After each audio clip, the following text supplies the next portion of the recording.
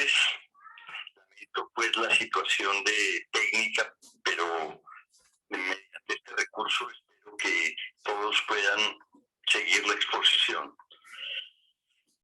Espero que todos se encuentren bien y vamos a comenzar la sesión de hoy. Quiero anunciarles desde un comienzo cuál es el título que le daré a la exposición del día de hoy. El título será El intento de asesinato de Salman Rushdie, escrito como suena, es decir, Salman, así como suena, y Rushdie, R-U-S-H-D-I-E.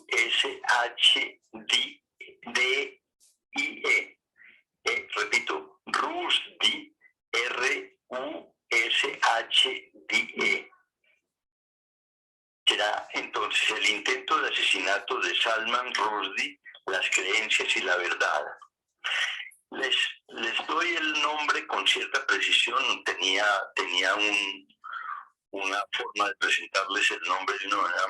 más precisa. Lamentablemente el problema técnico me lo impide. Pero les he dado este título de entrada para que se sitúen en el contexto en el cual estamos o les propongo que hablemos hoy. Es decir, a partir de un hecho concreto voy a intentar hacer algunas aclaraciones con relación al tema que examiné la vez anterior, es decir, el de las relaciones y las diferencias que puedan existir a partir de Lacan de las creencias y la verdad. Y el episodio al cual me referiré, es decir, el intento de asesinato del escritor Salman Rushdie, es un episodio que tal vez todos sabrán, o por lo menos una mayoría de ustedes lo sabrán. Sucedió en el norte de Nueva York la semana pasada, es decir, el 12 de agosto, y se intentó pues matar al escritor al cual nos referiremos hoy, lo cual nos permitirá, espero, precisar algunos asuntos con relación a las creencias y la verdad, como lo digo. Esta es la razón pues por la cual expongo o tengo para la exposición de hoy ese título. Bajo esa perspectiva pueden reconocer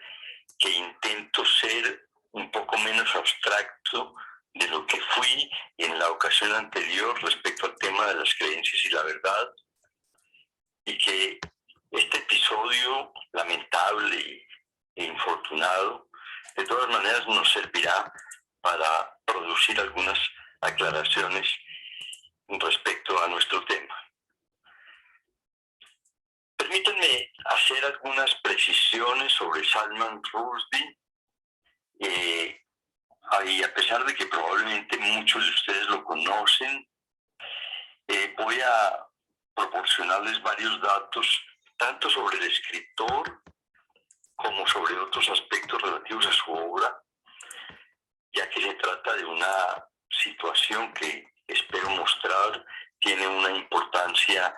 grande, no solamente por el hecho en sí, que ya de por sí es importante, sino por lo que representa respecto a la situación o a la naturaleza de nuestro tiempo.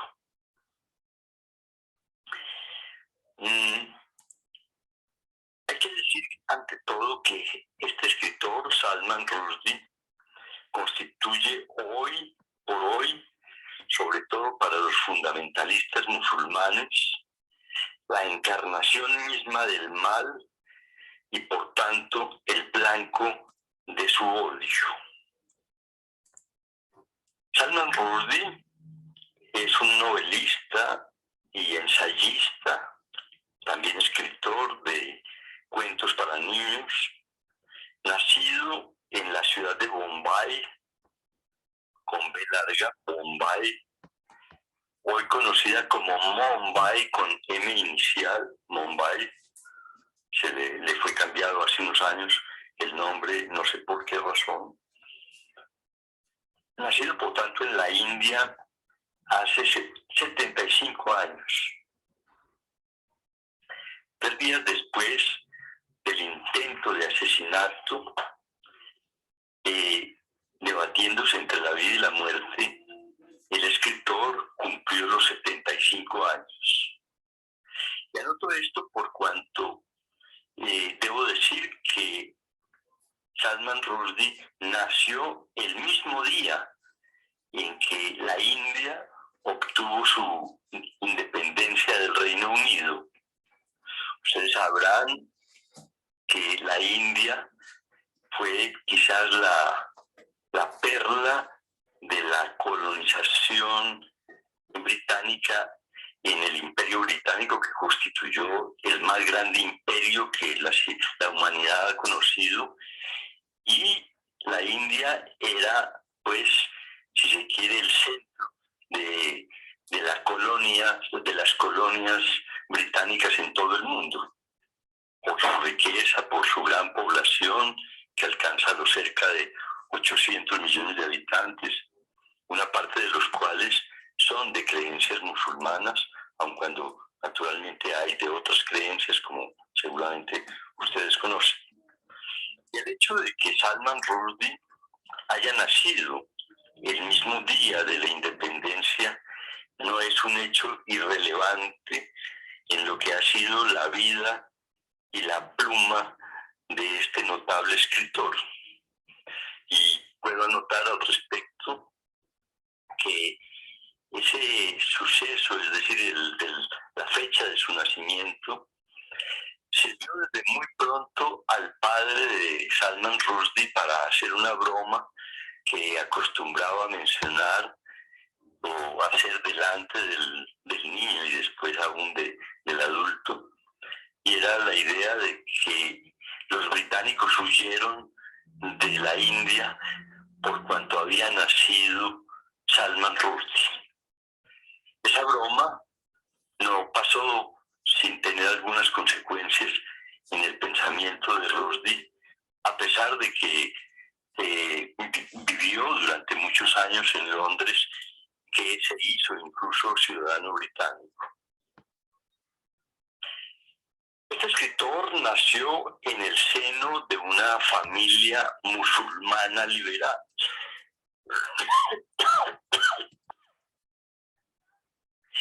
Familias que existen, más de que parezca extraño, y era una familia musulmán culta y adinerada, que le permitió desde muy joven al escritor acercarse a todo tipo de ideas, en especial a ideas literarias de muy variado estilo. Hay que decir que, por ejemplo, su padre le leía desde niño episodios de Las Mil y Una Noches en ediciones para niños, lo cual influyó decisivamente en la formación y en la vida de Salman Rushdie, quien desde niño aseguró que sabía desde muy pronto que sería un escritor y nunca dudó de ello. Intentar formarse como escritor le condujo a instalarse en Londres desde muy joven, ello a pesar de su profundo amor por la India y de su amor por su ciudad, Bombay, la cual tiene en el más alto aprecio, y también por su familia y sus amigos de juventud. Sin embargo, nunca regresó para instalarse de nuevo en Bombay, lo cual significa que Rushdie se transformó en un escritor con un fuerte arraigo en el Reino Unido y posteriormente también en la cultura norteamericana en donde vive actualmente. Hay que decir que Rushdie es ciertamente uno de los escritores más conocidos y más importantes de nuestro tiempo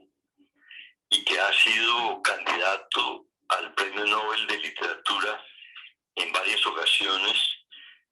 premio que no es nada improbable que reciba este año. A raíz del intento de asesinato, esta semana se han producido movimientos en distintas partes del mundo solicitando que le sea concedido el Premio Nobel de Literatura o de la Paz por razones, en razón de su obra y de su lucha por la libertad de expresión.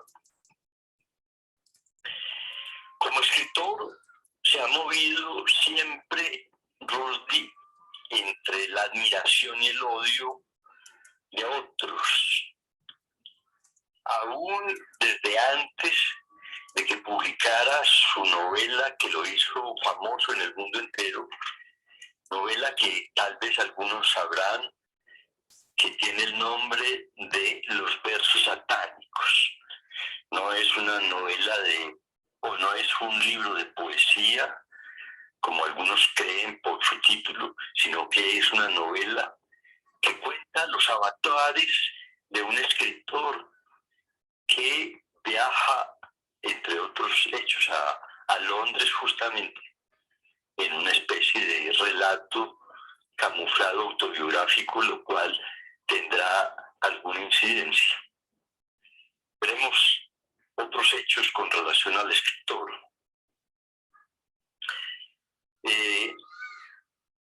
Decir que el hecho de haberse instalado en Londres no solo le granjeó la admiración de muchos por la calidad de su pluma, sino también pronto, dada su notoriedad, pero también el hecho de vivir en el Reino Unido, de el odio de los racistas, los cuales siempre acechan por todas partes, a pesar, y esto vale la pena tenerlo en cuenta, puesto que daría ocasión a diversas reflexiones, a pesar de que Salman Rushdie es el blanco. El hecho es notable por cuanto quizás en ese sentido nos permita saber algunas cosas también sobre lo que es el racismo. Hay que decir que los racistas han subrayado siempre el hecho de que Salman Rushdie no es de los nuestros, lo cual pues señala la idea de que a pesar de ser un hombre blanco, es un hombre que nació en una cultura musulmana y que ello autoriza a los racistas británicos de raza blanca a rechazar la posibilidad de una integración mayor del escritor. Pero fue su novela, Los versos satánicos, novela publicada en el año de 1988, es decir, hace 34 años, aquello que desató la ira de los fundamentalistas musulmanes contra él y contra su obra y contra quienes se aliaran con el escritor, y rápidamente, después de ser publicada, aún el mismo año de su publicación, la novela fue prohibida ya en la India en ese año y en otros países como Sudáfrica, en los cuales, como sabrán muchos de ustedes, existe una importante población musulmana. Fue en Sudáfrica de donde partió justamente Gandhi para producir el movimiento de liberación de la India. Unos meses después de la publicación, en febrero de 1989, el siniestro Ayatollah Khomeini, que como todos sabrán, es el gobernante supremo, o fue el gobernante supremo de la India hasta ese año, hasta el 89, año en que murió. El ayatollah Khomeini condenó a muerte a, a Rushdie mediante lo que se conoce como una fatua o fatúa, es decir, de una condena pública a muerte que puede ser ejecutada por cualquier creyente fundamentalista musulmán.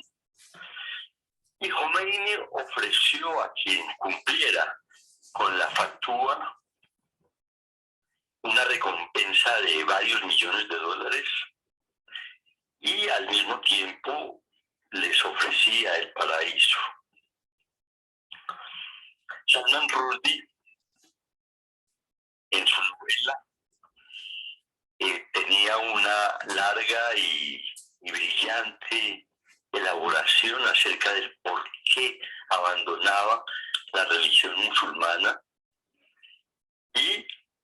igualmente, no sin humor, se refería a un imán que particularmente Khomeini interpretó que él sería. Esos dos hechos, el humor de Rushdie y el hecho de que fuera un renegado de la cultura musulmana, autorizaron a Khomeini a lanzar su condena de muerte. Y esto desató un movimiento mundial entre los fanáticos musulmanes para una verdadera cacería de Salman Rushdie y también de muchos otros que se han atrevido a expresarse en su favor. De hecho, han sido asesinados siempre a puñal varios de sus traductores en el mundo, por ejemplo, el traductor de Salman Rushdie en japonés y el traductor en italiano, y fueron apuñalados, por ejemplo, escritores como el premio Nobel egipcio Najib Massoud, quien condenó públicamente la persecución que se le había lanzado, que había lanzado el ayatollah Khomeini contra Salman Rushdie, y por esto también fue apuñalado, aun cuando no con éxito, el escritor pues egipcio Mahfouz. Por ello, Salman Rushdie ha tenido que vivir en secreto, en lugares escondidos y desconocidos, desde 1989, custodiado por guardaespaldas y obligado a producir su obra en un ostracismo singular que lo cual no ha dejado de afectar desde luego su obra. Todos estos hechos revelan no solamente la magnitud del fundamentalismo musulmán, sino un rasgo propio de nuestro tiempo, como es el fanatismo que se ha desatado en nuestra época a partir de las creencias, no solamente religiosas, sino políticas y aún de otro estilo, de otro tipo.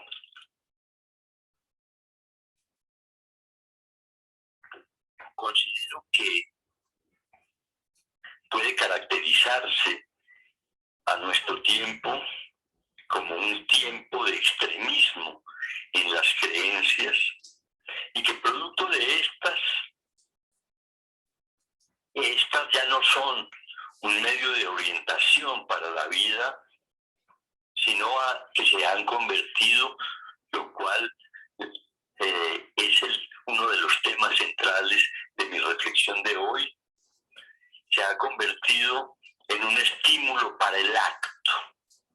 es decir, en este caso, para hacerse un agente activo de la verdad, lo cual veremos está en el centro de actos como el asesinato asesino de Nueva York. Es por esta razón que me interesa examinar este episodio del 12 de agosto de la semana pasada. ¿Qué fue lo que sucedió ese día? Ese día, un individuo que lleva en su apellido la marca de su destino, ya que se llama Hadi Matar, sí, Matar. Matar es su apellido, aun cuando no es seguro que sepa qué significa en español,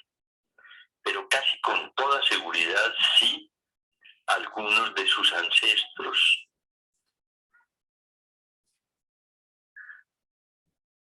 De sus ancestros libaneses. Me informan que puse un error y que Jomeini, y que dije un error y que Jomeini no fue el gobernante de la India, como creo que por error lo dije, sino de Irán. Sí, desde luego, Jomeini era el gobernante de Irán. Bueno, hago pues esa aclaración y le agradezco a quien me hace esta precisión. Repito pues que los ancestros libaneses de Matar, es muy probable de que sí conocieran el significado del apellido e hicieron convirtieron en este hombre en un fanático del fundamentalismo chiita. En el Líbano existe una gran influencia del fundamentalismo chiita y en él fue de alguna manera formado en los últimos años el asesino de Salman Rushdie. Repito pues que el 12 de agosto, Hedi Matar apuñaló a Salman Rushdie, lo hizo en un ojo, en el brazo, en un muslo y en el estómago, cuando se aprestaba a dictar una conferencia en un lugar cercano a Nueva York. Afortunadamente, el escritor ha sobrevivido a las heridas que sufrió y hoy ha comenzado a hablar nuevamente y se mantiene firme su espíritu de seguir combatiendo por la libertad de expresión de las ideas contra el fundamentalismo y el fanatismo de los creyentes, de todos los credos, los que hoy pululan en el mundo y no solo en el mundo musulmán. Porque hoy por hoy hay que saberlo bien, y ese es uno de los propósitos de esta exposición. La libertad de expresión está profundamente amenazada en casi todos los rincones del mundo, también en Latinoamérica, y cada vez más personalidades son amenazadas por individuos que colocan sus creencias en el lugar de la verdad, convirtiéndose así en fanáticos dispuestos a pasar al acto. En ese sentido, por ejemplo, ayer solamente supimos que ese despreciable gobernante de Nicaragua ordenó el arresto de obispos y sacerdotes católicos porque estos se han atrevido a hacer preguntas molestas sobre lo que sucede en ese país. Y así sucesivamente. En los Estados Unidos, por ejemplo, los fanáticos partidarios de Trump amenazan por estos días, inclusive a los agentes del FBI, los amenazan de muerte por haberse atrevido a cumplir la orden de un juez de ese país. También en Irán, la prensa oficial, es decir, la que se hace vocero de los sucesores del Ayatollah Khomeini, saludan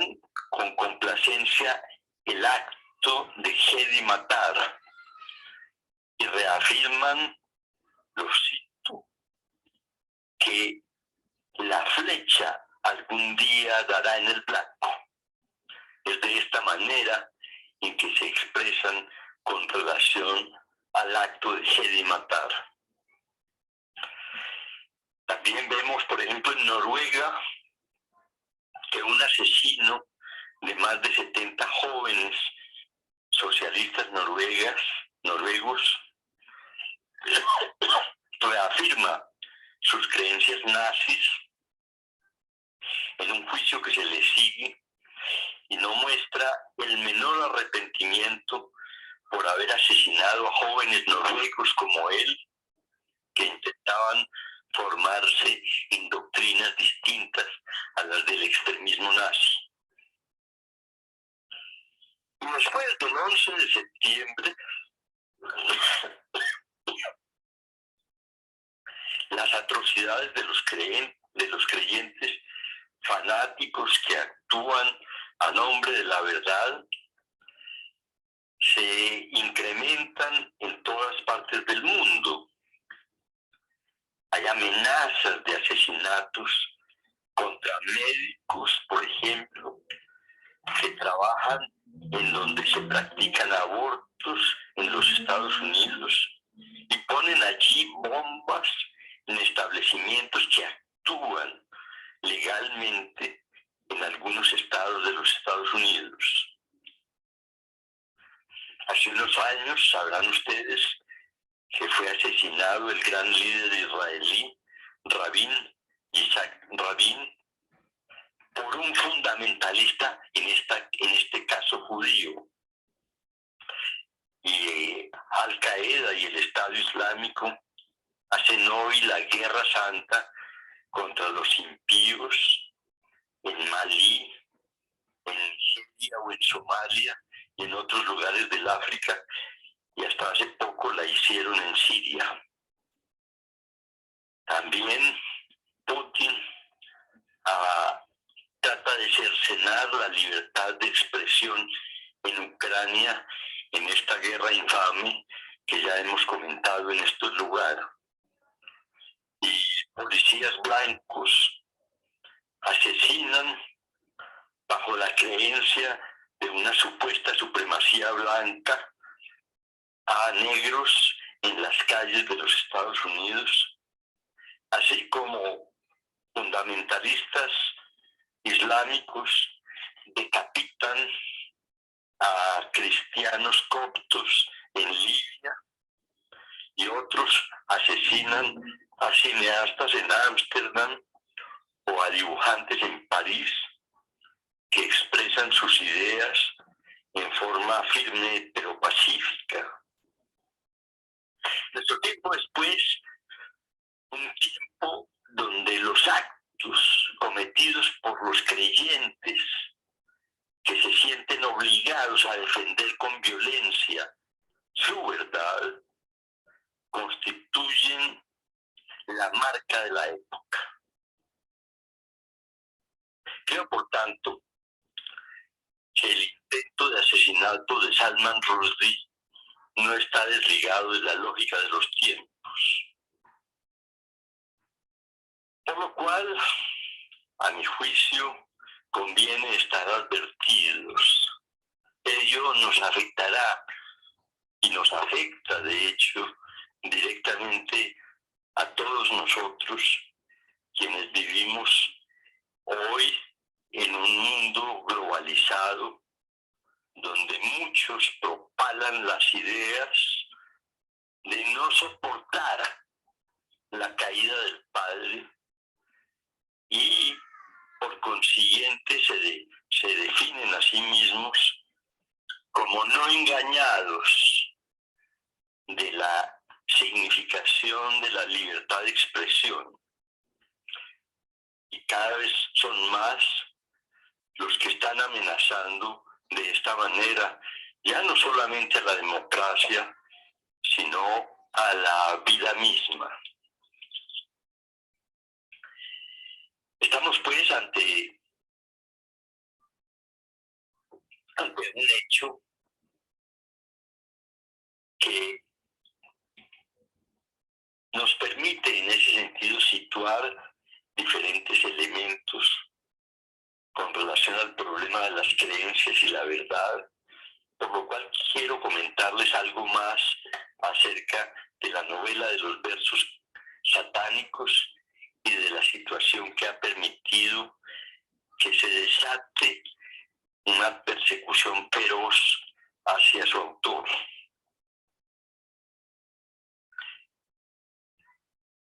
De todas maneras, debo anotar que así como existe el fundamentalismo islámico,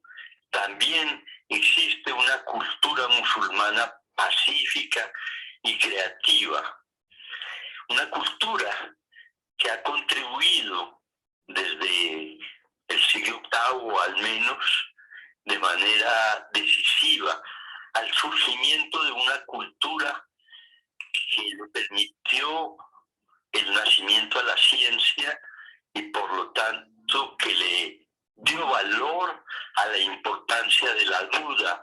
como fundamento de relación con las ideas. En ese sentido, esa cultura musulmana pacífica y creativa ha producido grandes personalidades a lo largo de la historia y Salman Rushdie es una de ellas, y que en ese sentido vale la pena subrayarlo por cuanto ese sesgo de la cultura creativa de los musulmanes está hoy cada vez más obligada a callarse. Es conveniente saber también que en otras épocas existieron fundamentalismos de otros estilos, particularmente, por ejemplo, el fundamentalismo cristiano, que persiguió a muerte a los impíos de su tiempo. Y también existen fundamentalismos budistas, que, por ejemplo, han asesinado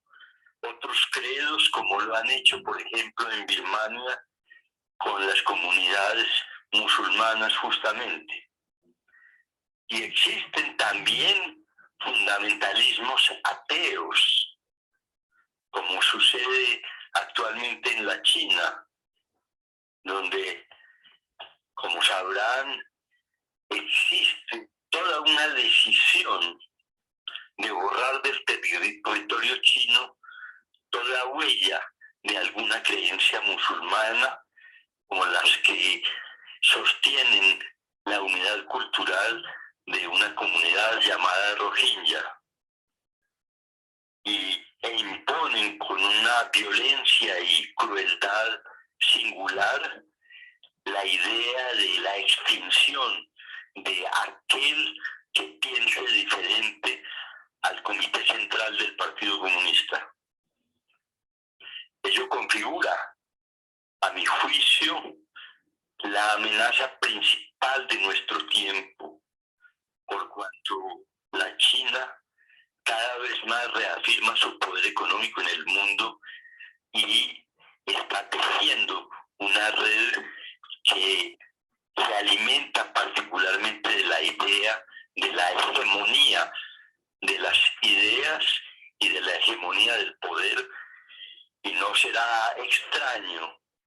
que muy pronto veamos un dominio en el mundo de los chinos y con ello una confiscación de las ideas libertarias en el mundo. Todo lo dicho significa que cuando alguien se cree un agente de la verdad defiende como un credo está en la posibilidad de pasar al acto, de cometer actos de fanatismo fundamentales que cuando se actúa en forma relativamente solitaria, como lo hacen muchos de los fundamentalistas contemporáneos, conduce particularmente a crímenes horrendos, pero como les repito, cuando se hace desde un poder sostenido por una potencia económica, se convierte en una amenaza para la humanidad. Es difícil saber con precisión por qué matar pasó al acto, pero sí es posible construir algunas hipótesis razonables que nos permitan avanzar en la comprensión del hecho y en ese sentido de recoger ideas que nos permitan avanzar en la comprensión de lo que estamos considerando. Más firme de esas ideas es, a mi juicio, la que tiene que ver con lo que los griegos llamaron el kairos, es decir, la aparición y reconocimiento por parte de alguien de lo que se conoce como el momento oportuno. Este es un gran tema, el tema del kairos, el cual ya Freud reconoció bajo la imagen del salto del león como acontecimiento que le permitió definir el timing de la interpretación analítica. Hay que decir que, por ejemplo, a partir de las anotaciones de Freud al respecto, fue que Miller construyó una excelente elaboración en torno a la importancia del kairos para la interpretación analítica. Pues bien, también la captación del kairos existe para el asesino. Y fue esto lo que sucedió con matar la semana pasada. En efecto, luego de 33 años de clandestinidad de Salman Rushdie, en los últimos años, el escritor, en forma imprudente, comenzó a salir de su escondite y comenzó a mostrarse en público, sin pensar que aún la fatwa, la condena a muerte, aún tenía vigencia y que los ayatolas que hoy reinan en Irán siguen creyendo en la sentencia de muerte de Khomeini y que creen, no sin buenas razones, como dije, que la flecha algún día dará en el blanco. Matar supo, días antes del episodio de Nueva York,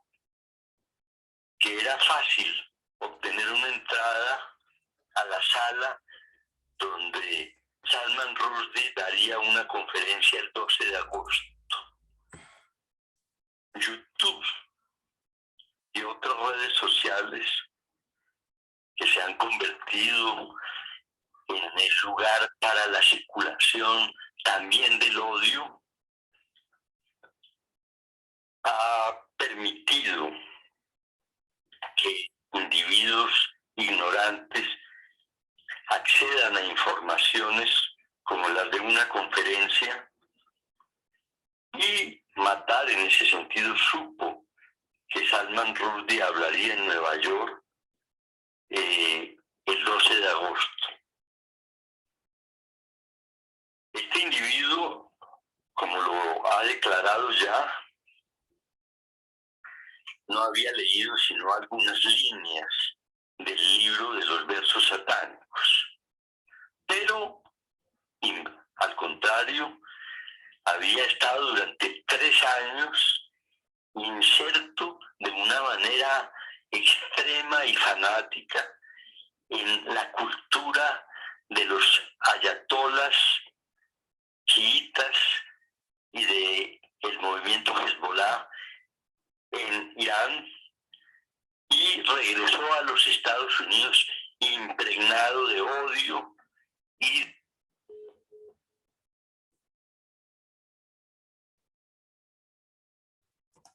Bueno, se cayó la llamada de Juan Fernando, ya le voy a volver a marcar.